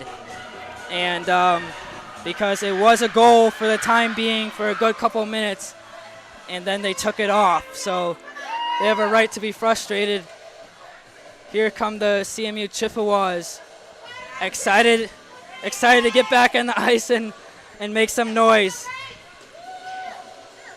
Well, this is their last 20 minutes to make something happen. They had a bunch of chances. They almost did, but the reason we got that no goal is because they didn't run the clock. They completely forgot to turn on the clock. So, which refs, to me, it's just like you take the goal off because it was the ref's fault or someone's fault to not run the clock. Like, the game was still going on. Just fix the clock. You don't take the goal out, right? The refs and the scorekeepers have to be on the same page. It's why they do that thing at the start of the period when they check the goalies and they look to the score box and raise their hand up to make sure they're ready. They need to be on the same page. They can officiate the games correctly. So in this case, CMU takes the hit for that. Very unfortunate, but they seem to be coming out fired up, and no matter what happened in the last couple minutes here, it's all about what happens now. It's still 1-0. It's not like it's 3-1 or something or 3-0. It is 1-0. So no excuses here. They're gonna try to make something happen and take over this game. I just saw this as Palmer played that puck there. The ice is super wet. It'll get stuck in the water. So as it's spinning, it'll suddenly stop, which is really confusing for anyone, really. Wojtas with a huge shot high. Oh, Nixon took a fall there with number 10, Schick. Having trouble getting up there. Shore's got to get rid of that puck. Yeah, Shore needs to get back and goal quickly. That is a very scary situation to be in, because usually if that happens where the goalie and the player are trying to figure out what to do with the puck and someone's right on them, that's a sign that they're not talking about it. Yeah. They need to talk about what to do before that puck gets stolen and put in the back of your own net. Oliphant try to take advantage of that opportunity. Luckily, Bree got back in goal in time. So, Joel, what do you expect to see here in the third period after a crazy end to that second period? Well, if I know if my team is on the recipient of a really suspect no-goal call, I'd come out pretty fired up. That goal should have been the goal that should have been. That's what we're thinking, and we want to get that one back, and we want to put another one on top of it to say yes, we still can score. We don't really need to worry about the no-goal call. We don't need to go into the locker room saying, oh, that no-goal call really messed us up this game. It's got to be a what is and not a what was or what could have been situation. And this is their chance to do it. It's great to see that they have that mindset coming into the third period, because I would be fired up as well. Here's Nixon coming down the line on the left side in the middle, looking for a teammate, analyzing the ice. Trying to get that centering pass up in the middle, which is prime real estate for goal scorers. Miscommunication there for Bowling Green. Wojtas taking the puck here. A little shimmy action. Here's Bowling Green around the goal. Oh, a little shove by 61. Puck was slipped high up, but not anywhere near out of the zone. Nixon. You want to flip it up, and hopefully it gets out of the zone, but if you flip Nixon it up takes too a fall. high. No tripping call. This game is getting pretty chippy, as you saw towards the end of that second period. Everyone seemed to be getting into it, especially in front of Card when the Chips were just dominating on the shot count. Here comes Carpelli, 6. Stolen by Nixon. Nixon battling with Schick, number 10, and Mueller. I don't know about you, but Bowling Green also came out ready to go. I mean, they're coming out, they're flying. Yeah, they were like 3 minutes before CMU. So now what happened there is the icing was waved off there because it touched Bree. Yeah, the It puck touched the touched goal. me, It and then touched Schroer, and so the icing is waved off since a player touched it before it crossed the line. Palmer tried to hit Del Rey there. We have Mueller trying to take over, passing it to Carparelli. Carparelli to our team, Simbro. Whoa, and we got Schick with a big aggressive play to put the puck down the ice. You can see that this game is getting super chippy. The Chips are angry. They did not like that no-goal call, and they are going all out to get that one back. The Chips are chippy. Yeah, they are angry, ready to capitalize here. We got Wojtas passing it to Palmer. Palmer kicking it out with a nice pass to Wilson. Wilson able to take the charge against 2 defenders. We have Mack and Hubert coming in for the Chippewas. Bree to kick it out in the corner here. Marshall dumped it into their zone, hoping to get the forecheck going. Mack chipping it up. Wilson will be able to chase this down against number 16, Foster for BG. Here comes Caitlin Williams, shifty right to left. One-on-one action, takes a shot. Oh, Logan. Another big save by Logan Card. Logan Card able to. A familiar name in this game. She's having a great day. Here's Wynack going against 3 defenders here. Ooh, Bree able to. That was a dangerous tip right there. That was tipped by, I believe, the captain, Barnett. And to Bree. Barnett going right to left here. Down the ice, going against the 2 defenders for BG. She gets tripped up. Williams trying to pass it to Mermeluk. Goes behind Mermeluk. She loses it. Mermeluk did a good job of keeping it in the zone, though. That was the important thing. She passed it to Mermeluk again. Yeah, Mermeluk down in the crease. Here's Williams. She needs help. She's getting bullied by these BG defenders. Wow. Palmer had a really good shot from right at the top of the circles, but unfortunately she shot it right into the pads of Logan Cart, and it didn't bounce out as far as she would have hoped for that rebound opportunity. Yeah, Palmer definitely had a great opportunity, but once again, Logan Cart doing her thing in that. No. All right, here's Palmer, assistant captain. Here's a breakaway at the line with Devin Marshall. Whoa! It goes right past her. She tried for Schick, but Schick fanned on handling the pass, and that's a huge break for the Chips. Marshall kicks it out in the corner. Assistant captain Palmer controlling the puck, analyzing the ice, taking her time. Across the blue line. Kostilny goes out. Oh, but they need to control that puck. They can't be giving it away. Here's a pass to Del Rey. Del Rey was unable to see that. Chips need to get something going here. Here comes the freshman Wojtas. Wojtas around the right corner. Takes a shot.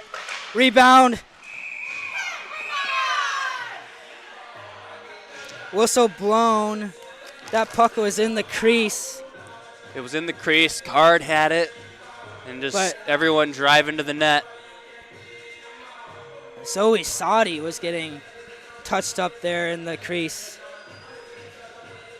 But yeah, in the crease on both sides of the net, it's been really chippy. Actually, especially with Logan in net. Because that puck is just always there, but not going in. Well, the Chips are dominating on offense right now, but the problem is they're running into a hot goalie. Yes. Logan Card is having herself a night. She's playing well, and she's getting into a groove, and the Chips just can't seem to break that groove. Was she the goalie last night's game? Bowling Green only has one goalie, and that's Logan Card. So she just changed her mindset tonight after giving up 6 goals from last night. Well, when you have a bad game as a goalie, you got to kind of take a step back. Oh, we got a penalty coming up. Oh, that's a penalty. There was a penalty that was called on that play earlier in the crease. I think that was number 13. So it looks like it's going to be a 5-on-3 for the Chips. This is probably going to be their best opportunity they'll have all game to get that first goal. I agree with you. This is the best opportunity they're going to get. 2 minutes being up 2 men against these Bowling Green. So they need to, they've been working on this in practice, taking advantage of the power play, so they need to implement their offense, make sure they get opportunities here, and don't give up the puck. But they can't be careless here. So even though they're up 2, it doesn't mean the puck can get stolen away from them. Here's Delray to Nixon. Nixon takes a shot. To Card Logan. covers up again. Card covers it up. She's on the ground. I think she's just trying to find her footing yet. Well, when you have a night like tonight as a goalie, you get exhausted. Card has probably had to face at least 50 shots tonight. I don't have the exact shot count. We'll have that at the end of the game, but it's been a lot for her. And I don't blame her if she's tired, because I would be too in that situation. Yeah. We're hoping it will take a toll here within these 2 minutes in the power play. Good passing from the Chippewas. They have about a minute of 5-on-3 play left. Shot by Palmer. Shot by Delray. Oh, Delray takes a shot. That puck is moving in the crease. Chippewas unable to. But they get the puck back. There's Caitlin Williams controlling the puck, analyzing, passing to Palmer. Palmer with the shot, ricochets off. Card doesn't have her glove on. Her glove got knocked off in that scrum out front. The Bowling Green bench was yelling for a whistle so that way Card could get her stuff back on, but, well, she took probably the route I would have taken and just played on without it until she got the chance to put it back on. Well, Joe, like you said, Card does look like she's getting exhausted out there, taking more than 10 seconds to get up after the whistle. Yeah, but, I mean, Card only has to hold it together for 12 minutes, and then Card only has to hold it together for 12 minutes if she wants to get this win. Palmer with how the game is currently right now. Palmer continuing to take shots. There's 16 seconds left of 5-on-3 time. Then it'll be a 5-on-4, but still in favor of the Chips. Williams with the pass to Nixon. Nixon trying to shoot. Another save by Card. That was a great backdoor slide. Nixon being fast here. All right, first penalty is expired. Williams with the shot, ricochets off. Now it's a 5-on-4. Nixon to Delray. Delray in the corner, 5-on-4 now. Goes back in the corner. Here's Williams. Williams to Delray. Delray with the shot. Logan able to stop that. What a nice save. Back to 5-on-5 hockey. 5-on-5 with 10.5 to go here. Another trip there, but no call from the refs, from Nixon.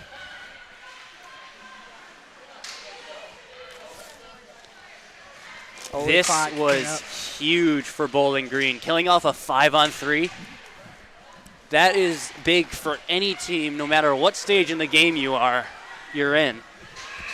It could be the middle of the first, middle of the second, end of the first, beginning of the first, end of the second, end of the third. No matter what it is, 5-on-3 kills, and you manage to do it successfully. That's huge. That is huge, and it's unfortunate for CMU. They had a great opportunity there. And I'm starting to think, is it really Logan Card doing really good job in net? Or, I mean, the CMU Chippewas, they're getting great shots, I feel like, moving the puck. But Card's just...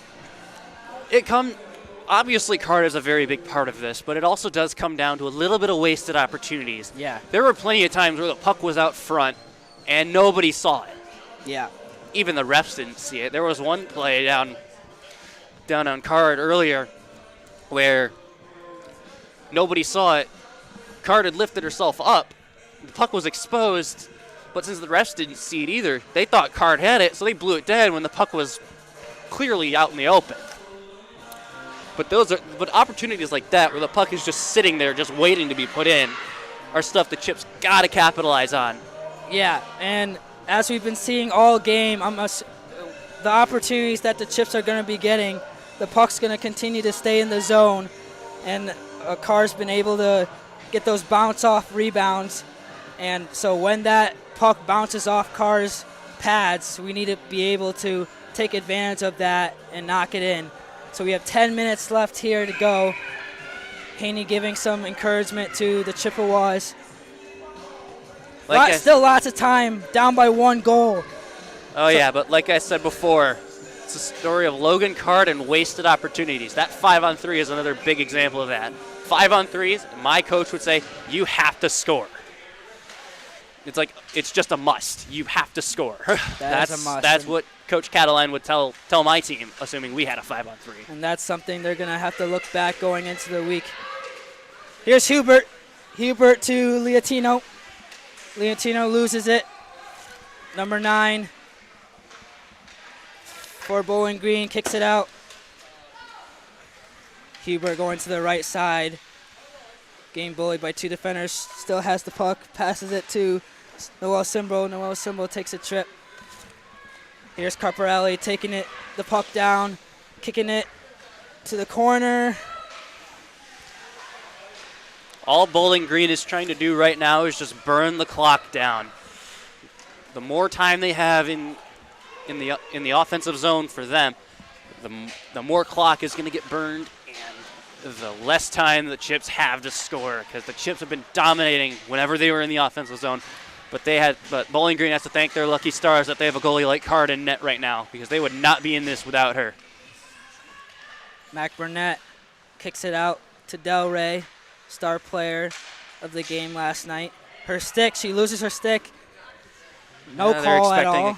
She was expecting a slash right there, but they didn't give it. They didn't give it to her. She gets her stick back, controlling the puck here. A pass, to Nixon, but it goes right past Nixon's stick. Barnett to Del Rey to Palmer. Palmer to nice pass to Saudi. Saudi has the opportunity here, 1-on-1. Takes a shot and it goes high. Ricochet. Good defensive play.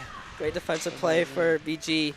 Bowling Green is playing suffocating defense right now. Like I said at the beginning of the game, both teams would always play suffocating defense, and this is what's giving Bowling Green their lead. Their defense is bailing them out time and time again. Nixon had an opportunity there. Shot went high. But this is another opportunity for them, because Bowling Green once again is going on the penalty kill. It's Morgan Schick again, this time with a hooking call called against her. If you're looking for a game report, stats, schedules, and more, take a trip to the CMUWomensHockey.com. There you can find those and much more, including player information, recruiting information, apparel, and more. That's CMUWomensHockey.com. 8 minutes to go here in the third period. Wojtas controlling the puck, passing it to Palmer. Palmer takes a shot. 16 for BG, kicks it out. And we have the assistant captain, Palmer, kicking it out to Nixon. Nixon's been very effective, getting a lot of shot opportunities. Del Rey on the right side. Ooh, a little shifty, but stolen by number 16 for BG. This power play for Central is going to be so crucial. They have to score here if they want any chance of staying in this game. Palmer's taking a lot of shots from the outside. Ricochets off a BG player. Palmer analyzing the ice, passes it to Nixon. Nixon getting a lot of great opportunities. Yeah, like I said before, the Chips are getting opportunities, but they're just not capitalizing on them. They have got to capitalize if they want any chance of staying in this game, because it looks like Bowling Green might close this one out with how things are as they are now. I think if they don't capitalize on this power play. This is the first time this season I think they've been in a rut offensively going into the late periods, and I think they need to lean on their veterans and captains Mac Burnett and Kostilny and Palmer, because we have offensive weapons, but nothing's happening here, and we need to lean on these veterans. Williams Shot had an opportunity. by Williams, missed the net wide left. Good keep in by Barnett. Barnett. And a good shot on net as well. Do you think that was a great shot by Barnett? She was in the corner over there. It didn't seem she got a lot of. She didn't get too much on it, but at this point, you just got to get stuff. You just got to get shots on net. Yeah. At this point, take whatever you can. Yeah. Because anything can go in.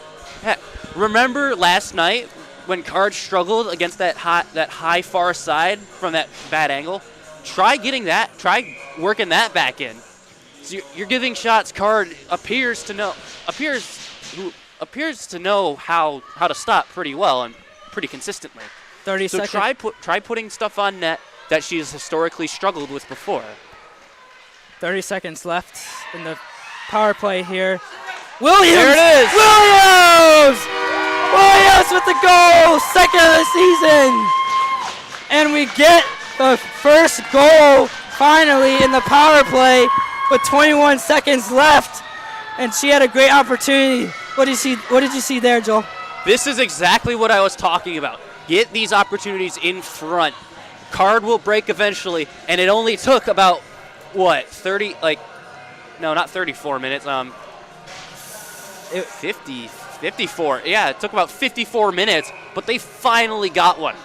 This is what they need, and if they can get another one in the next 6 minutes and 30 seconds, they have this game. Clutch shot by Caitlin Williams.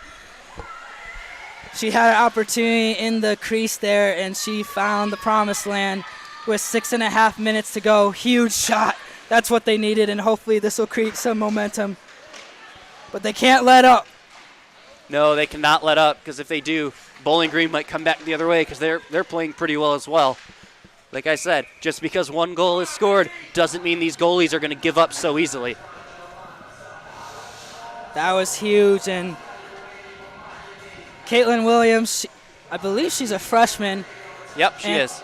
But she's definitely a leader on this offense to take that opportunity, hopefully to spread more of that magic with the Chippewas here on offense. Yep. A big thing about this whole team is their freshman core that they have. Yeah. Del Rey is a freshman. She's their leading scorer. Williams is a freshman. She's got 2 goals in the last 2 games. Brooke Huber is a freshman. She had that overtime win goal. Yep, the overtime winner against MSU, right? Yeah, yep. MSU. I think she also knocked the second goal against MSU in their MSU's backyard. Their freshmen are really stepping up. Here's Del Rey taking it in the corner. She has a sweet backhand. Puck goes in the middle of the ice. Kostilny chasing it down in the corner behind the goalie here. Ooh, She had a little bit more time than she thought right there. Little sauce on that pass. Need to calm down and make these sufficient passes. Here comes Bowling Green. They cannot let Bowling Green have any life. Caparelli. Huge. Oh! Right into the mask of Schroer right there. Another big shot from Marshall. I believe that was Marshall. That was Marshall, Marshall with a huge shot there. Fast, too, but Bree able to look that in. That time she was able to see it. But, again, don't give Marshall those don't opportunities. Give Marshall. She's going to take advantage of everyone she has. She's a powerful slap shot. That's something CMU is going to harp on defensively. CMU needs to continue that pressure. Noelle Simbro loses her stick. Number 4 leading the charge for Bowling Green. Here comes takes Palmer. It away. Palmer gets it stolen by number 4, Ellenberger. Here's Wojtas. Wojtas to Simbro. Simbro able to connect. Kostilny trying to chase that down in the corner. It's Leotino. Leotino. Oh, that was a big opportunity right out front, but again, they just missed it. Number 20, Yerker kicks it out. Here's the captain, Palmer, trying to control, see what she can do on offense here. All by herself, stolen by Schick. Saudi going at it. Williams trying to help her out. Williams gets the opportunity here with the puck. She's using her speed, going down on the right side. Loses it. Able to still control it, though. In the corner, going against 2 defenders. She's being shifty. That puck was going in, but stopped by Logan. Front. You see what I'm saying? That's why I call her a point guard, because she's very shifty. Like, she's handling that puck back and forth, and she's able to make every pass that she can on the ice here. Well, this series has definitely been Williams' breakout series for sure. Oh, yeah, I believe that. I bet you and Derek are going to be looking forward to seeing a lot more of her on the ice. Well, Derek's just on fire, picking the light the lamp here, as she's having a great series. Who was your light the lamp, by the way? My light the lamp was Del Rey, hoping she would continue catching fire here in this game. Here's Caitlin Williams with a huge pass to Saudi. That's going in the corner. Saudi's going to track that down. Ooh, what a great crossover there with her stick. Here comes Williams already coming down to the corner. Controlling that great pass inside to Nixon. Hubert. Hubert unable to control that. But here's Williams Hubert's again. taking her spot right in front of the net. Yeah, Hubert's waiting for that opportunity. The forwards are basically running a triangle, having two forwards down low and 1 in front whenever they're in that situation. Williams is looking for Hubert. Deflected. Here comes Bowling Green's main player, Marshall. Ooh. Uh-oh. Oliphant took a hit there along with a CMU player. I'm not sure who that was. 2.5 minutes to go here. Oh, so we got a penalty going. Yep, penalty on Central. From Wojtas. Wojtas for interference. So CMU trying to stay pat here on defense as they're down a man. Here comes the star player from yesterday, Del Rey, going against 2 defenders here. 1-on-1 now. Controlling the puck, going into the right corner. Oh, but she is just in the middle with 3 to 4 defenders. But CMU able to control the puck. Kostilny taking her time. I think she had time, but she kicks it into the corner, giving it to BG. Here comes. Bowling Green is trying to fly a winger. Del Rey trying to get in the action here in the crease. They're sending a winger way out into Nixon the neutral going zone. 1-on-1 against defenders. Had a great shot opportunity. Goes off Logan Card, the goalie. Barnett just kicks it to the other side. That's a valid play. I think that's a good play because it takes time off. Yep, that's the whole point of icing it. Just take time off the clock. Smart play by the veteran Mac Barnett. Here comes Williams. Williams going into the crease. Had a shot opportunity. Logan was right there, though. Yep, Card's still having a good night. She may have given up 1, but she's still going. This offense has the opportunity to be very special this year. Del Rey, you can see she's a star, but also Williams, she's a great passer. And now you can see going in with this series that she can be an effective player on offense, scoring goals. And she's having those opportunities here tonight as she knocked one to tie it up, and she had an opportunity here. She's just an all-out offensive player, and hopefully with the last a minute and 23 seconds, 46 seconds left in the power play for Bowling Green, what do you think both teams are trying to implement here? Well, Central's got to kill off this penalty first and foremost. Before they can do anything else, they have to get this penalty killed off. Bowling Green is thinking, we have the power play, we have 46 seconds, and when you have a minute 23 left in the game, 46 seconds is the majority of this game. So this is do or die for both teams. Bowling Green is thinking score and win. Central is thinking hold them off, force overtime. Yep. Bowling Green's going to be aggressive here, trying to utilize those 46 seconds left in the power play.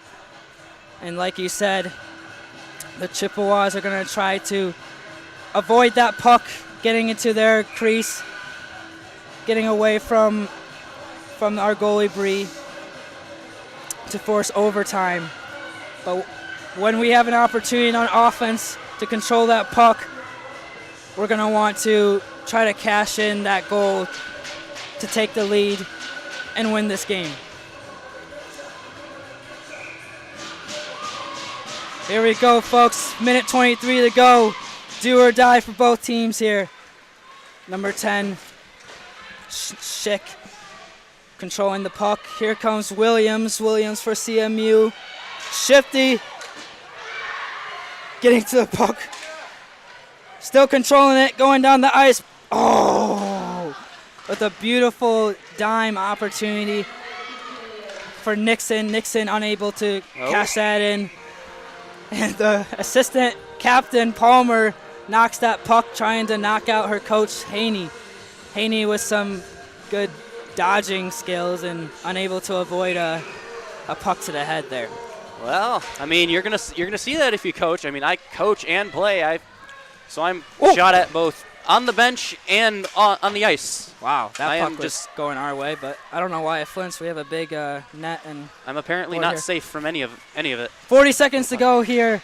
1 second left in the power play. CMU survives, and we are back 5-on-5 here with 30 seconds to go. Wojtas kicking it out to Kostilny. Kostilny hitting the boards. Here comes Nixon. Nixon with the opportunity here, right to left. Oh, takes a shot to the foot of a Bowling Green player. Del Rey looks like they took might a shot. have to go to overtime for this one unless a miracle can happen. 5 seconds left. Palmer with the shot. Logan Card makes the stop. With 2.7 seconds left. I think the puck is going to stay here on this side. So it's going to give the... Going to be on Card's glove side.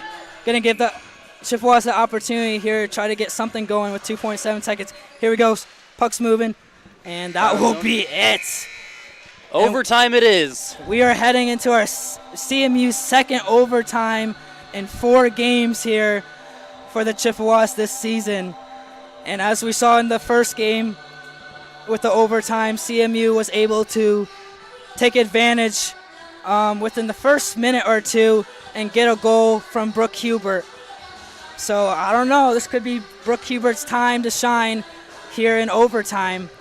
But what do you see CMU trying to do on the offensive side here? Well, I think at this point they're going to try and get it to one of their more established scorers. Williams, Del Rey, one of those kinds of players who can put the puck in the back of the net. Because that's what you need, because you only need 1 goal to win in overtime. You only need 1 goal. For you being a hockey player, what are the overtime rules? I know the coaches are going over it right here with the refs, but I believe it's a 4-on-4. So usually it is 4-on-4 for 5 minutes. It's either 5 or 10 minutes. But I think it's 5 minutes. Yeah. 4-on-4, 5 minutes. But I think I had talked with Coach Haney earlier. He said they have, a bunch of the coaches in the CCWHA had voted to make it 3-on-3 instead. because I know in the MSU game, the MSU coach was pretty fired up about that. Why was it 3-on-3 and not 4-on-4? Yeah. So I think that's the debate going on right now. They're looking to see if it's going to be 4-on-4 or 3-on-3. But either way, it's going to be 5 minutes long. First goal wins, then game over. Yeah. And if nothing happens, then tie game. Yeah, it took a long time to get into the first overtime game with MSU and the Chippewas, because they were going over the rules and saying, hey, we should do 3-on-3 or 4-on-4, and the coach for MSU was very frustrated that it didn't go his way. But I have confidence in CMU notching a goal here to take the lead and win the game, because they had one in the third period, and Bowling Green's goal was at the end of the first period. It was a slap shot by Devin Marshall. So if we can just avoid Devin Marshall getting the puck, because she has a dangerous slap shot, I have all the confidence in the world that the Chippewas, with their firepower and offense, will be able to notch in a goal and be 4-0 on the season. But yeah, we have a 5-minute overtime here. And it is 5 minutes, 3-on-3 like I thought it would be. Wow, you're right. Yeah, 3-on-3. Looks like the vote went in. Oh, yeah, the vote had went in ages ago. And we got Wojtas, Del Rey, and Nixon Del Rey, here Nixon. for the Chippewas. Here comes Wojtas. Wojtas taking it around the corner, trying to do a backhand shot. Still has it in the offensive zone. Here comes number 8, Oliphant taking it. Ooh. Wojtas able to hit that puck to disrupt the offense of Bowling Green. Almost So number 8 had a breakaway there and then tripped over with the. Yep, Oliphant had a breakaway. There was no call. Yep. You can see Oliphant's mad about it too on the bench. Yeah. And if I had that, and if I was on that breakaway, I would be mad about it too. We got Del Rey here passing it to Brooke Hubert. Brooke Hubert has the opportunity here. Williams on the other side waiting for that pass to come. Here comes Palmer. Palmer with the shot. And Logan able to look that down. Yeah. Brooke Hubert had it right here, and Williams had the opportunity to go down the ice, but she was just watching the puck there. Well, again, it's all about deciding what would be the best option. Yeah. In this case, it was Palmer, because Palmer had the more open shot lane. And Williams. There's another save there. Williams had an opportunity there in the right corner. Logan able to knock that down. Number 13 for Bowling Green was talking to Williams there for a second.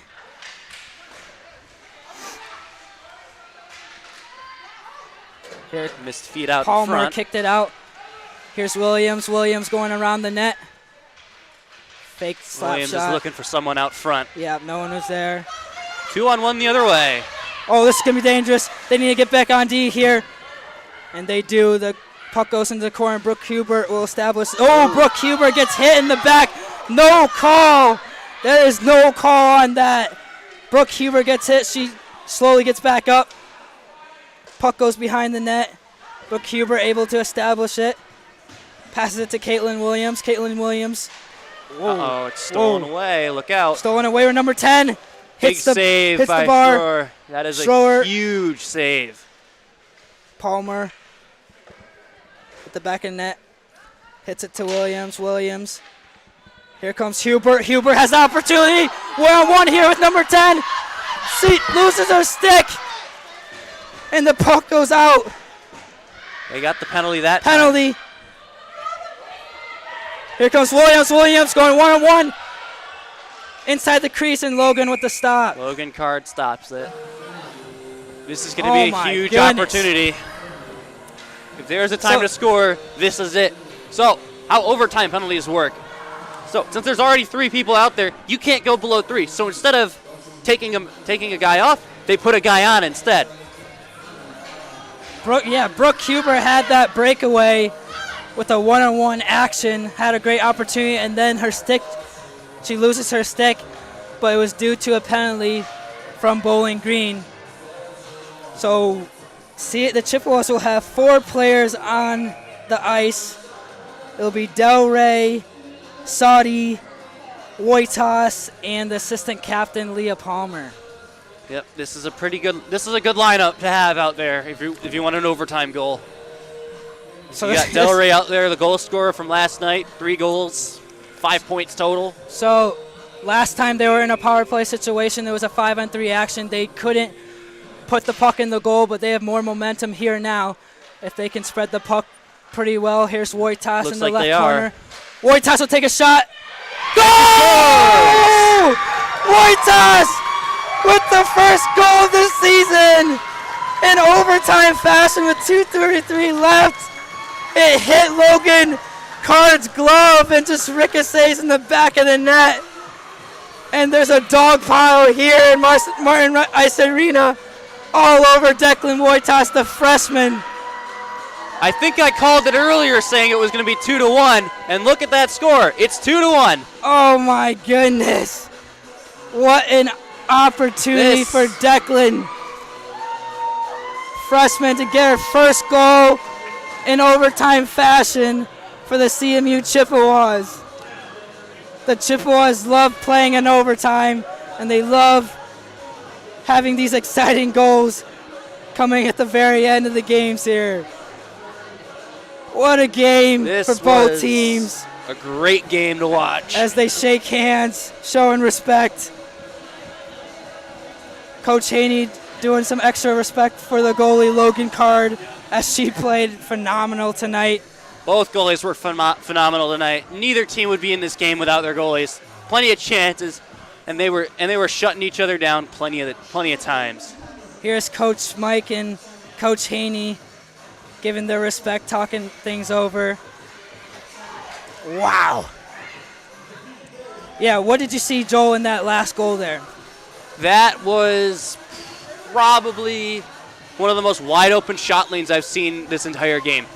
Wojtas had a clear shot. She was able to see it all the way through, and it was just an unfortunate bounce off the glove of Card and right behind her. It hit her glove. It went off the tip of her glove, and wow, that's just an unfortunate bounce. Wow, that was a very exciting third period, and it wasn't going CMU's way. The cameraman here. Yeah, we're still live. Yeah, but Joel and I will have the post game for you. We'll try to get an interview here with the coach or with the head with Declan Wojtas. But we'll be back here at CCHN. See you guys soon.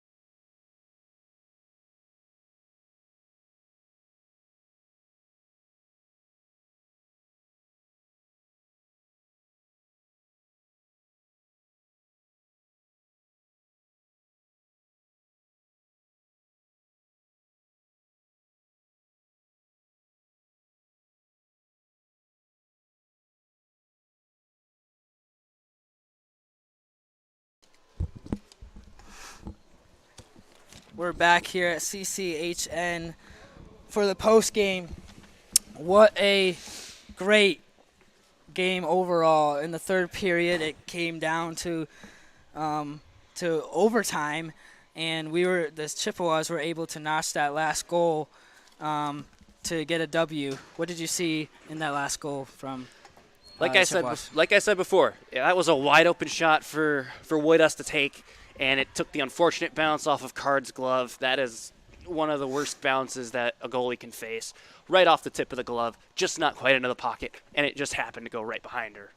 Yeah, in the first period, it was very chippy, and both offenses weren't able to get something going until the last 40 seconds in the first period. Marshall with their first goal of the game with under 40 seconds. Going into the first intermission. And coming to the second period, both offenses trying to find their groove, and Williams was able to tie it up. But before that, there was a goal by Noel Simbro, but the refs threw it off because of the time. They messed up with the time, which I thought was a horrible situation, but it didn't affect CMU's confidence. They went out and came into the second period, tied things up with Caitlin Williams with their second goal of the weekend, and so it was tied up for going to the second period and going into the third period and going into overtime. And Woitas, her first goal of the season, a game winner in overtime. And Joel, like you said, she had that opportunity. It was a wide open shot, and it was during a power play. We were up by a man, and they set up their offense, and Declan Woitas had the opportunity to notch that win, which was huge for CMU to get their second overtime win of the season out of 4 games, to be 4-0 this season right now. Yeah. Well, Derek must be a happy man back home because his light the lamp had herself a game. Yeah, Williams Derek with the goal. Derek with back-to-back. Derek had Del Rey last night. And she had a heck of a game, and now she picked Williams, and Williams, he picked Williams, and Williams had a great game with a goal and assist, and I think an assist, helping out her teammates get those opportunities. I had Del Rey. Del Rey was effective out there, but didn't get any goals. But keys to the game was stay aggressive, making sure that we don't go to the same mistakes that we did last season. Splitting the series 1-1, and so we made sure that we got the sweep, and able to notch this win. Stars of the game. Who's our third star of the game, Joe? Our third star of the game, we ended up picking Logan Card of Bowling Green. I mean, she kept her team in this game, plain and simple. She probably faced around, I had to guess, like 60 shots. I had lost count at like 40. But she faced so many shots, only giving up 2. At that point, you just can't really give the third star to anyone else. She kept Bowling Green alive through the whole game, not giving up any goals until the last 2 minutes of the second, and then the unfortunate overtime bounce that ended the game. Yeah, it wasn't because of CMU's offense. They were getting a lot of great opportunities. They were just not going in the goal. And she gave up 6 goals last night, but she had a new mindset tonight and was able to just keep the Chippewas from not scoring any goals until late in the game. Our second player star of the game is Williams. Williams with a goal late in the game to tie it up.